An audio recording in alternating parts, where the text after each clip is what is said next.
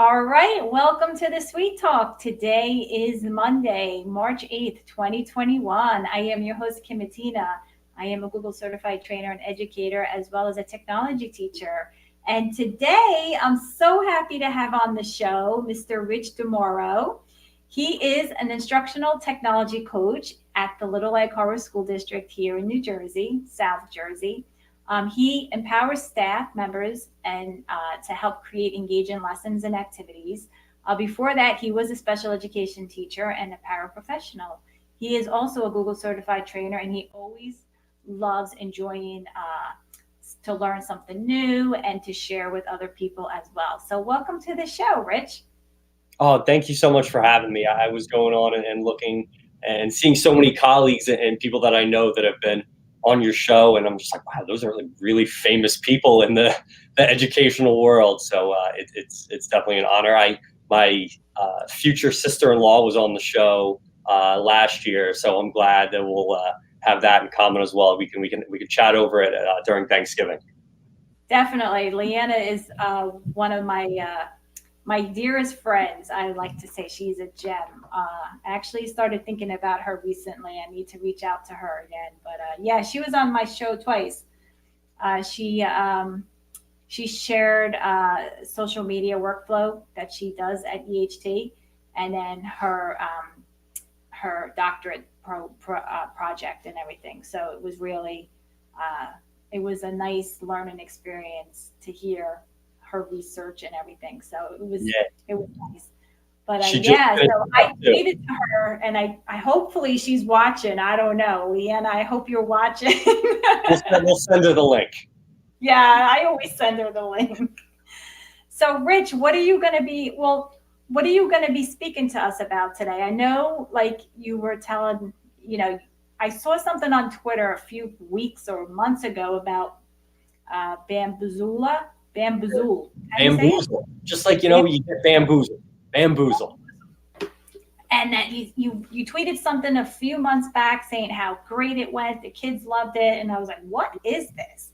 The name was like so catchy, Baamboozle. So like, why don't you tell us a little bit about it and, get us started? Absolutely. So I'm going to share my screen real quick if that's okay. Yeah.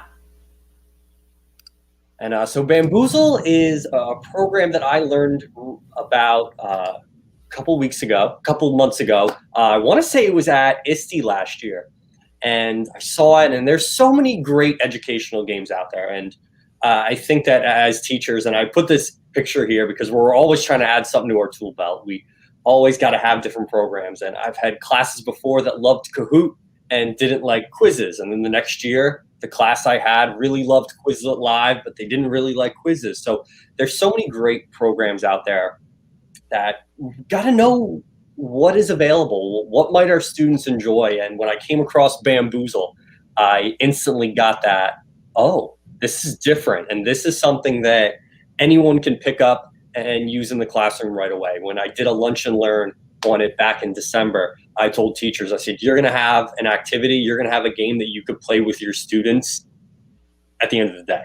So you can leave here and have a game ready to be played. And I think in a world in education where there's so much going on, we're looking for stuff that's easy, stuff that we can quickly put together, and stuff that is engaging to our students, that our students are really going to buy into. So what is Baamboozle? So Baamboozle is a digital educational game. And what I love about it is that it brought me back to the old days when I was in elementary school, when we did not all have Chromebooks and the teacher would split you up into groups. And wait, no tech, you mean? No, this is a very low tech. What teachers have really loved with this so far is that the students can take their Chromebooks and put them away. The students don't need to have an access code. The students don't need to log in. Like I said, they put the Chromebooks away. The teacher hosts the game up at their front if they have a projector or a flat panel, smartboard, whatever they have. So it's really the old days. And some of my fondest moments in elementary school were when, you'd play those review games and you'd sit with your table and you'd come up with a team name and the teacher just read questions off of the board. And so many games now have become individualized where it's you The student, they're answering questions on a device, and it's black or right, it's right or wrong. But with Baamboozle, it's team-based, 1 to 4 teams. And if you could see on here, it's kind of got some deal or no deal vibes. And behind every number is either a question or a surprise. And when the students pick a number, they get that question or surprise. They can score points, there's power-ups. And what I love about it is that it's not just academic. There's so many great social emotional question stems that teachers can incorporate into their Baamboozle and use in that morning meeting or afternoon check-in. And there's a ton of fun activities pre-made. So this is what they tell you from the website right off the bat. No preparation needed. You can jump in, create a game. There are over 350,000 pre-made games. So I'm not someone who's creative, but I'm good at finding other people that are creative. So I can find a game that people have made and jump onto that and use it right away. No 2 games are the same, and that's one of the biggest selling points for me is that, when you play a Kahoot or Quizzes or Quizlet Live, it's the same questions. Do the Kahoot, you can change up the question order, shuffle things up. That's fine.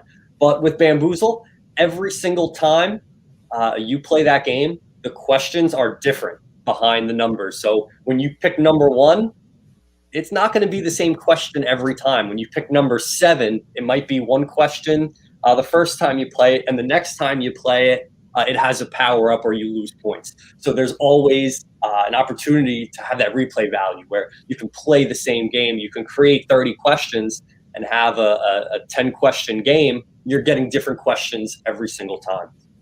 Is it based on subject area, or is it just like random questions? Like, are you picking questions out of a question bank to add to your board? Yep. So you create the question bank, just like you said, and you can have as many as probably 50 questions. And then from there, when you populate the game, we'll take a look at it in a little bit. You could set it up so it could be 8 questions or 12 questions. So we'll automatically randomly generate from the bank that you've created new every single time. So you're getting a different 12, 16 questions every single time you play this game. So the students get into it. They know that, all right, this time I could have maybe a couple questions are going to be the same. I'm going to get new questions. There's always that randomness attached to it, which, as I've seen already in the classroom, the kids and teachers absolutely love. Yeah. So that online play, you could do it in person, virtual, hybrid. I've been into classrooms. I've seen teachers doing it all sorts of ways with all students. And as it says, students don't need accounts. It's just the teacher that needs the account. The teacher kind of hosts the game, and the students can put those Chromebooks and devices away and just kind of play and collaborate with a team.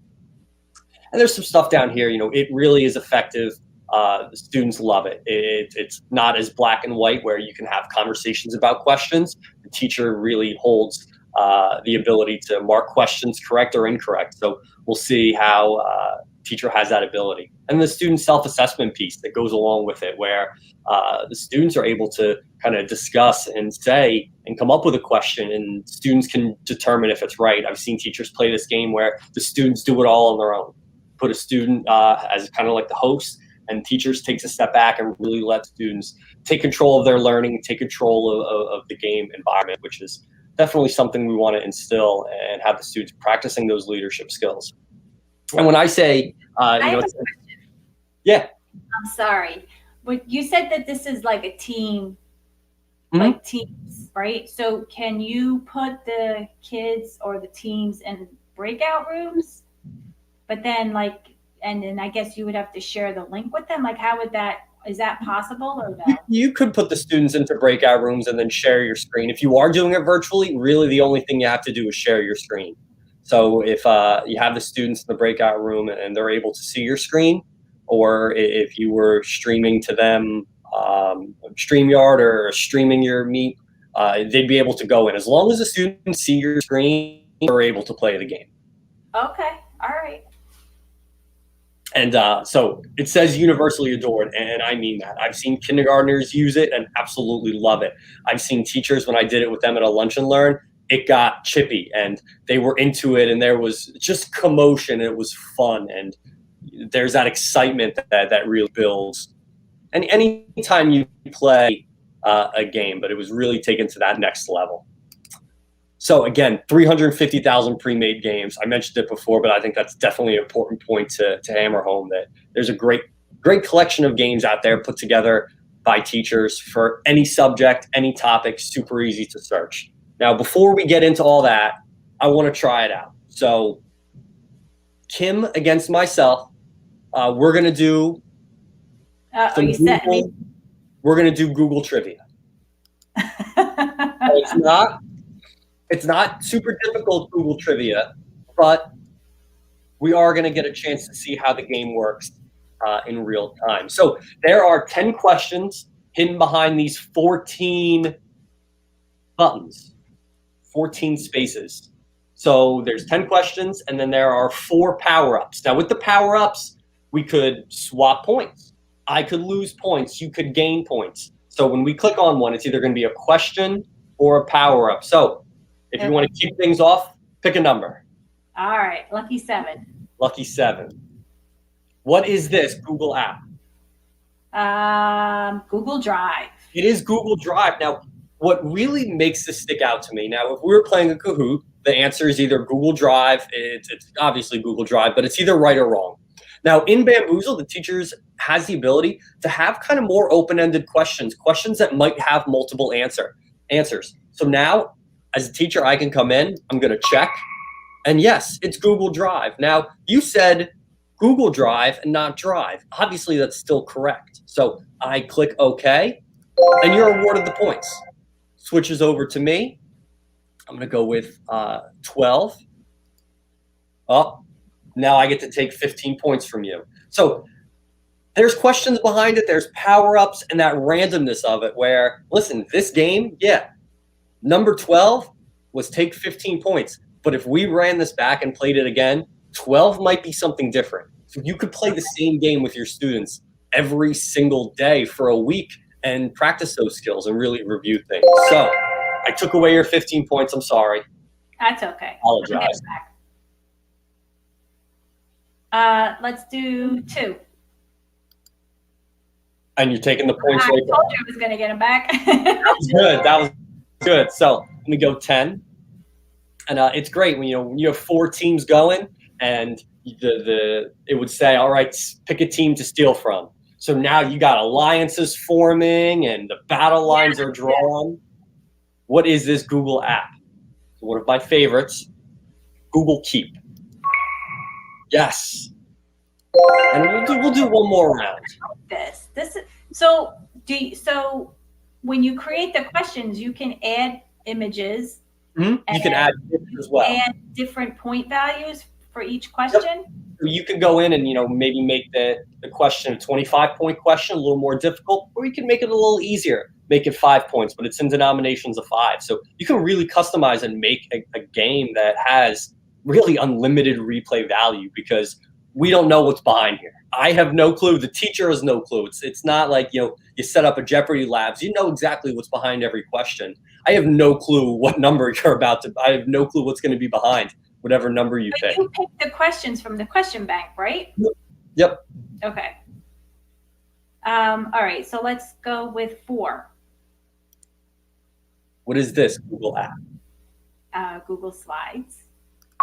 It is Google Slides. So again, that flexibility where, students might come up with an answer that you weren't expecting. It's still the right answer, and you still want to give them points. In some of the other games, they're either right or they're wrong. So having that ability where even the students can say, hey, everyone, do we think this was a correct answer? Class is able to have that collaborative discussion and go from there. So, all right. That's Rich, is that it's all verbal. Yep. So like the kids don't have to type anything. You're not worried about typos or capitalization. Yeah. And check in all that, and then having even like more correct answers. It's all verbal. Yeah. Sometimes that's even more simplified than creating something like a Kahoot or even a Google Forms quiz. You know what I mean? Yeah, and it's a quick, easy way to make a review game fun. Yeah, and I think so much has been, it has to be an assessment, it has to be an assessment, and that's fine, and absolutely, there's a time and a place, but there's also a time and a place for a good old-fashioned review game. A Yeah. good old-fashioned, let's break up into teams, talk about it as a group, and answer your questions, and if you're trying to do that, I haven't seen a game better than Bamboozle if you're trying to just have that good old-fashioned review game as a team.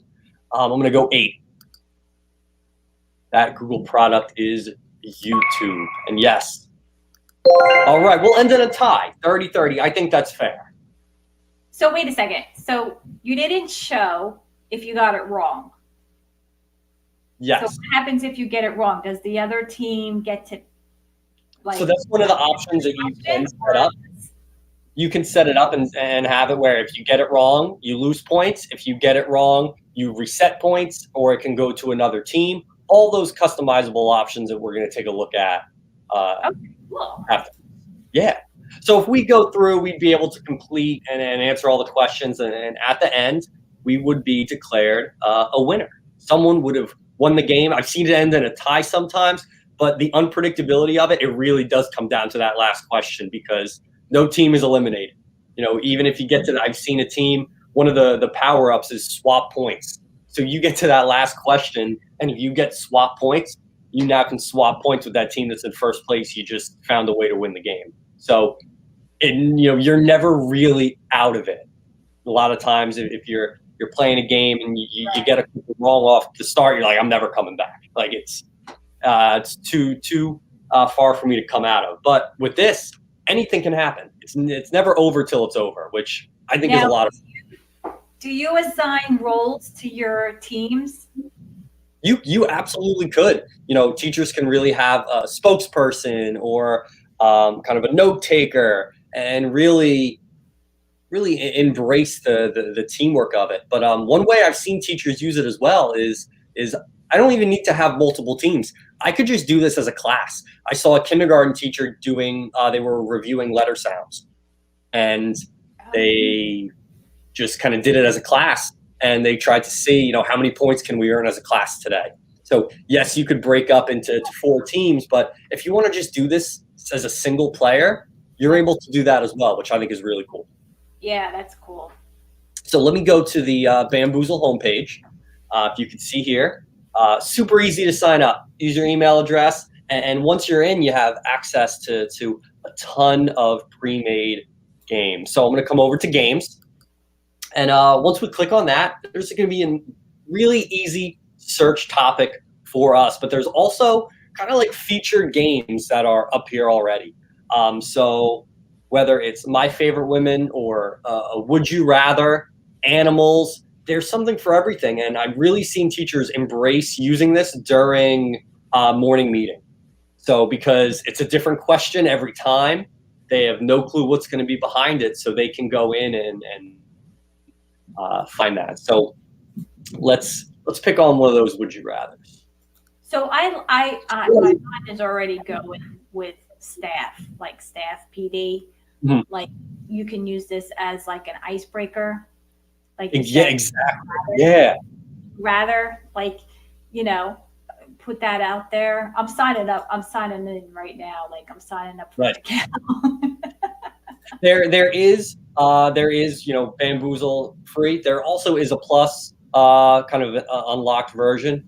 It's $5 a month, but it gives you a couple extra features that we'll see in a little bit. But if you're just trying it out, check it out. And they do a great job of you can use it. It's a usable product. Your students will enjoy it, and if you do want to take advantage of some of the extra features, it's there for you. So we have kind of the question bank right here. So these are all the questions that could show up on the game when we play it. So if I want to play it, as simple as click and play, and I can select how many teams. If I want to do a short 8-question quiz or game, I'm able to do that. I can select some options. You can see some of the plus features are here as well.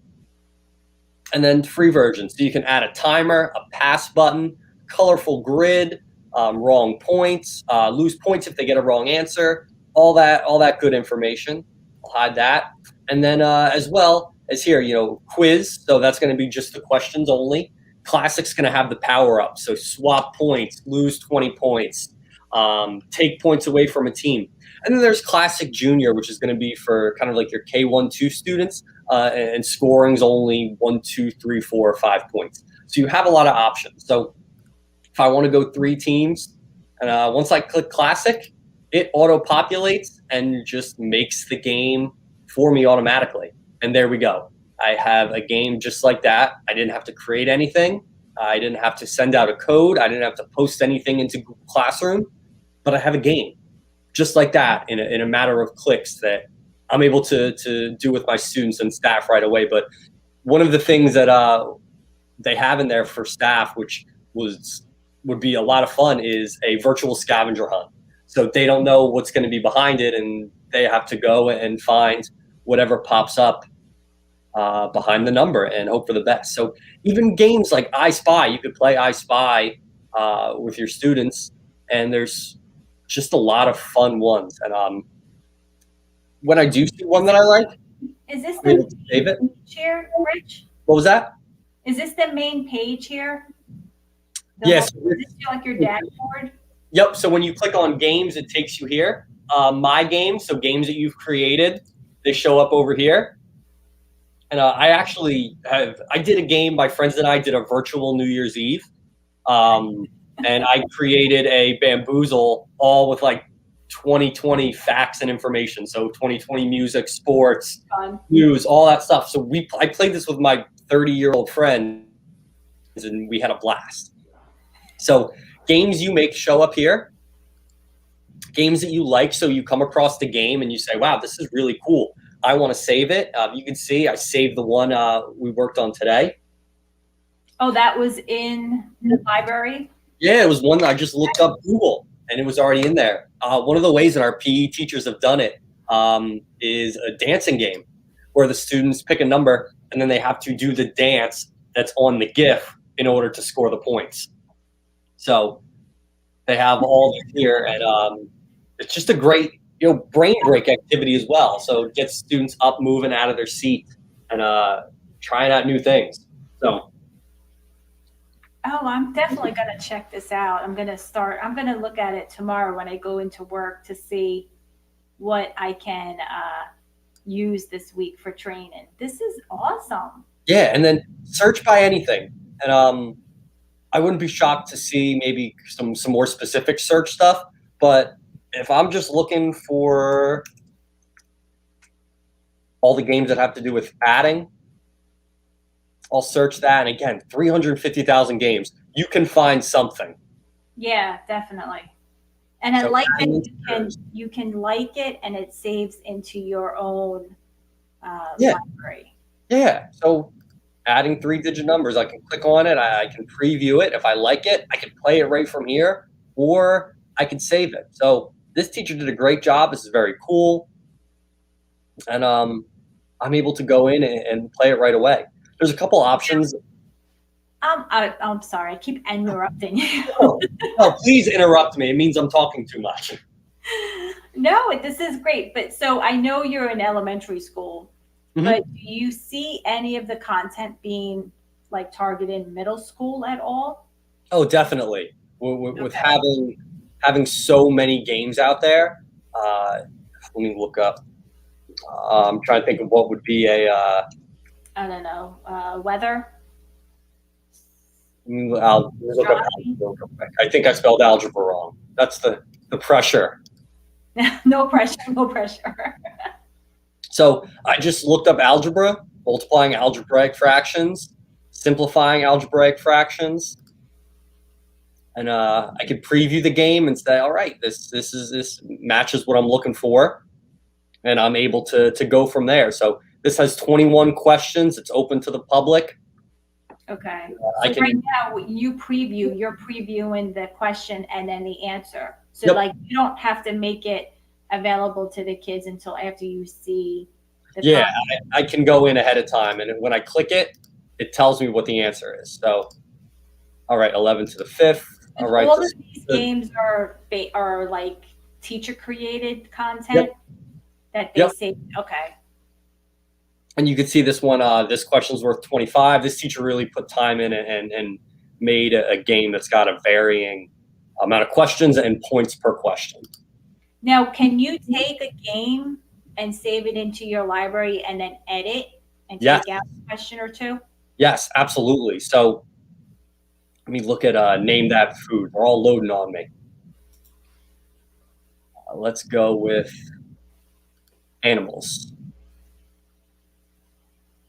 And yeah, I can kind of save it, and then if I go to edit,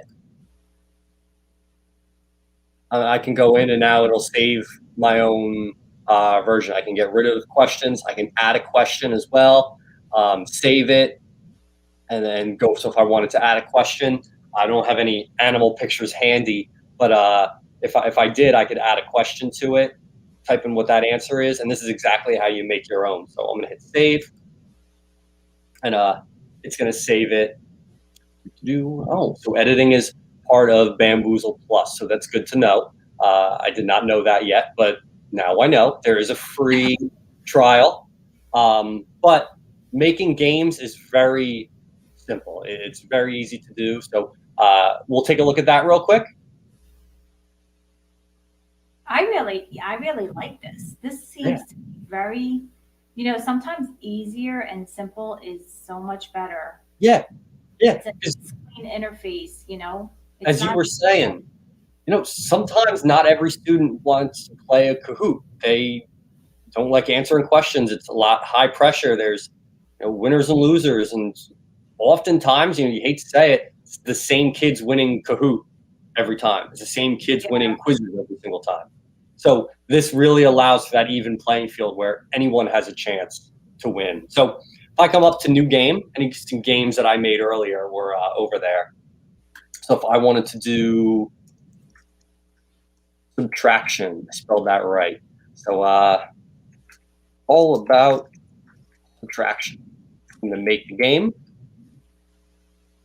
I put in a question, 7 minus 2, and that answer I know is 5, and I'm gonna say that's worth 10 points. And I hit save, and now my question's gonna be right here. So I can add as many questions as I want, and once I have that game, I'm able to play it. I can copy a question, I can edit it, delete it, all that right from there. I mean, that was pretty easy to make a question. I have to say. Real easy. Now, how do you put in? I can't really see it on your screen. An image. So in that area there, I can't tell. Yep.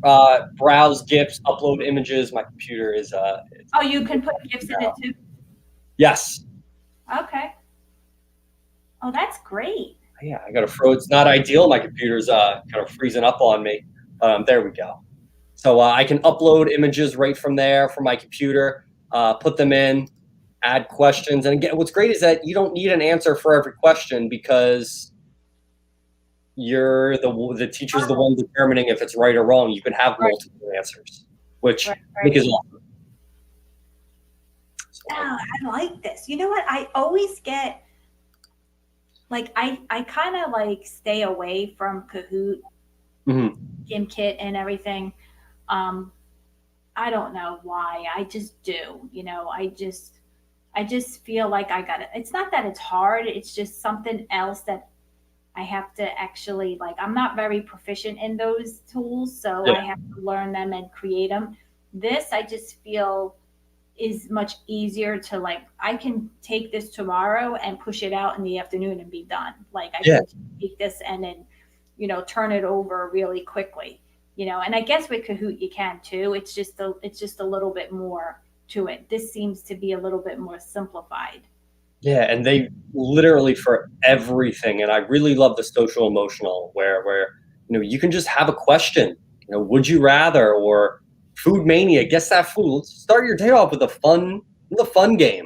Memes and I Spy and move around, and you use it as a brain break. Use it as a game. You want to use it to review for an assessment? Absolutely. Conversation starters, dad jokes. It's fun stuff that, as you said, great icebreaker for professional development for sure. Yeah, and even like when for the kids to come in, like I try to do like I'm the robotics club advisor, so I try to have something fun for them to do when they come in. Mhm. It's all virtual, obviously. So like I had them like caption some images in Jamboard, and I had them do like I Spy games and try to spot the differences between the two. Just something to break Yeah, it up just a so little bit, it's not Just work right away. yeah, just something fun, or I'll just play music in the beginning, Mhm. just something different. This I could definitely utilize. I Yeah. like that it's very simple and it's quick, and I don't have to share a link out to anybody. I Yes. can display it on my screen. Yeah, there's like I didn't sign the code. I couldn't get it up. And I've been in classrooms where we're waiting. And we're Yeah, waiting. All right, we still have 3 more people need to sign in. You start the game whenever you want. You could. I had the game preloaded up and ready to go, and it was perfectly fine just sitting in a Chrome tab waiting for it to be played. and like you said, it can be used in a hybrid setting as well. Mhm. You can share your screen in Zoom or Meet, and then have it displayed on the big screen on your projector, Yep. and you can do it that way too. So I'm a fan. You sold me on it. I'm gonna There we try it. go. I'm gonna try it tomorrow. Well, tomorrow will be a big test with staff. So look out for my tweets tomorrow. But I have robotics club tomorrow, so as well. So I will definitely. I'm gonna look at it and see what I can do with them in a more fun icebreaker way too. So Yeah. I'll definitely keep you in the loop. This was great, Rich. Thank you. Oh, thank you for having me on. I'm glad I got to share kind of a smaller market company that is doing a lot to help teachers and help students and make learning fun. That's the goal. Yeah, and you know what I like too? Like you said in the beginning, it was like old school, right? You don't Mhm. need Chromebooks, you don't need a smartphone or an iPad or a QR code reader, you don't need an app. You just need a computer that's hooked up to either a projector or share screen share, and you're done. The kids don't need anything, so you can do a review or have some kind of assessment like that in that fun gamified environment where you don't have to worry about tech, which is nice for Yeah. them, like for the kids. And Any opportunity we can kind of take away, let's put the Chromebook away. Let's have some collaborative discussion and answer some questions and have a little fun in the process. yeah, yeah, this was great. Thank you for sharing. Oh my goodness, I'm so glad you came on today. For sure. Thank you. Now, honestly, Rich, that name really like caught my eye on Twitter. So Mhm. whoever thought of the name, I give you a thumbs up because it was definitely a Yeah, nice. it's a name that makes you go bamboozle. Interesting. Like, how do you say Yeah. that? Well, that wraps up our show tonight. What I'm going to do really quick is share my screen. So let me know if you can see my screen. Can you see my screen? No, wait a Not minute. yet. There we go. There it is. All right. So if you like to visit my website, that's the suite talk.com, and you'll see the latest episode on the homepage here, in addition to the podcast as well. If you'd like to support my mission and become a sponsor to my show, you can certainly fill out the sponsor form and I will get back to you as soon as I can. Um, if you'd like to be a guest on my show and help me pay it forward and support my mission, you can fill out the guest inquiry form. And I will get back to you. Right now, I'm scheduling for the summertime. So, um, yeah, definitely. I'm excited about that. So, if you'd like to be on and share, definitely fill out the form. If you'd like to visit any of the last episodes that I did, just click on the episode page and all of the past episodes will appear here on this page. You can also subscribe to my YouTube channel. I'm on Spotify, Podbean, Apple Podcast, and Google Podcast as well. And one last thing here is the Jamboard page. If you click on that, you will be able to have access to my idea board for Jamboard, my presentation, get on the Jamboard train. And if you'd like to share your idea with me and how you're using Jamboard in the classroom, you can fill out this form here and I will showcase it on my website. And with that being said, that concludes our show for tonight. So I want to thank you, Rich, again for being on. I had a lot of fun. I'm really happy to finally meet you. We have a lot of connections, common people that we know, and it's nice to actually see you and learn from you. So I appreciate your time. Oh, and I appreciate the opportunity to, as I said before, be on a show that had so many, some great educators on before me. So definitely an honor to be on here, and I appreciate you giving me a chance. No, thank you so much. I appreciate your time. So this is what it's all about. We help each other, connect with each other, learn, and pay it forward. So I'm so thankful that for everybody that came on before you and helped me make the show what it is. So I appreciate it. Of course. Well, that being said, tune in next Monday for the next show. And have a great evening, everyone. Bye. See ya.